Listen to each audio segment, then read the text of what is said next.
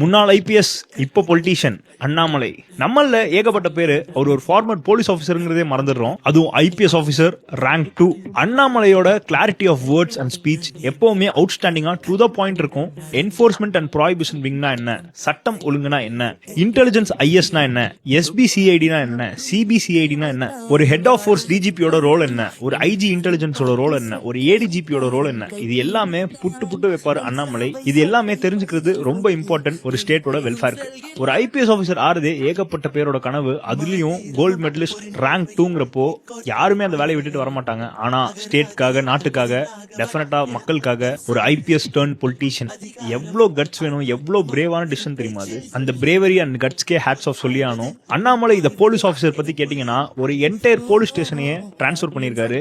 ஏன் அப்படின்னா ஒரு உமன் போலீஸ் ஸ்டேஷன் வந்து ஒரு கம்ப்ளைண்ட் கொடுத்திருக்காங்க, அதுக்கு ஒழுங்கா ரெஸ்பாண்ட் பண்ணாம வாங்காம இருந்திருக்காங்க அந்த போலீஸ் ஸ்டேஷன்ல இருக்கிற ஆட்கள். அதனால கோவம் அடைஞ்சு போலீஸ் ஸ்டேஷன் தான் மக்களுக்கு பாதுகாப்பு, ஆனா இங்கேயே அவங்க நீங்க இப்படி ஃபீல் பண்ண வச்சீங்கன்னா போலீஸ் ஸ்டேஷன் எதுக்கு இருக்கு அப்படின்னு சொல்லிட்டு மொத்த போலீஸ் ஸ்டேஷனையும் டிரான்ஸ்பர் பண்ணாரு. அதே மாதிரி மொராக்கோ போய் ஒரு அக்யூஸ்ட பிடிச்சாரு. பனஞ்சி ராஜாங்கிற ஒரு அக்யூஸ்ட மொராக்கோ போய் அண்ணாமலையோட தலைமையில புடிச்சிட்டு வந்தாரு. ஈவன் இப்ப நடந்த இந்த கரூர் விஜய் விஷயத்திலயுமே அவர் நினைச்சிருந்தா டிஎம்கே மாதிரி விஜய் போட்டு கிளின்னு கிழிச்சிருக்கலாம். ஆனா அவரோட மெச்சூரிட்டி அண்ட் லீடர்ஷிப் அங்கதான் தெரியுது. என்னமா கிளாரிட்டி ஆஃப் வேர்ட்ஸ், என்ன எக்ஸ்பிரஷன், ப்ராப்பரா எல்லாமே சொன்னாரு. புட்டு வச்சாரு A to Z. அதுக்கு டெஃபினட்டா நாலேஜ் வேணும். படிச்சவன் தாயான்னு சொல்லுவாங்க, அது டெஃபினட்டா அண்ணாமலை ப்ரூவ் பண்ணிருக்காரு. சும்மா கிடையாது. ஐஏஎம் லக்னோல படிச்சவரு, சைமல்டேனியஸா ஐஏஎம் லக்னோல செமஸ்டர் எக்ஸாம் எழுதி at the same time IPS exam எழுதினவரு.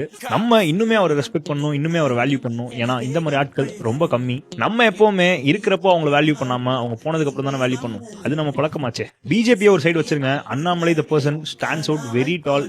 ரொம்ப ரொம்ப ரொம்ப இன்டெலிஜென்ட் அண்ட் லீடர் நான் நம்புறேன். அதே மாதிரி சூப்பர் ஸ்டார் ரஜினிகாந்த் அப்போ ஒரு பார்ட்டி ஆரம்பிக்கிறதா இருந்தப்போ அவரோட சிஎம் கேண்டிடேட் அண்ணாமலை சொன்னா நீங்க நம்புவீங்களா? சும்மா ரூலிங் கவர்மெண்ட் அண்ட் போலீஸ் வச்சு யாரை வேணா பயமுறுத்தி பார்க்கலாம், ஆனா அண்ணாமலையை பயமுறுத்தி பார்க்க முடியாது. ஏன் நாளைக்கே ஒரு பிரச்சனை ஆனா கூட ஒரு டிஎஸ்பியோ ஒரு இன்ஸ்பெக்டரோ போய் அண்ணாமலையை அரெஸ்ட் பண்ண சொல்லுங்க பார்ப்போம். அதுதான் படிப்போட வேல்யூ, அதுதான் பவரோட வேல்யூ, அதுதான் ரெஸ்பெக்டோட வேல்யூ.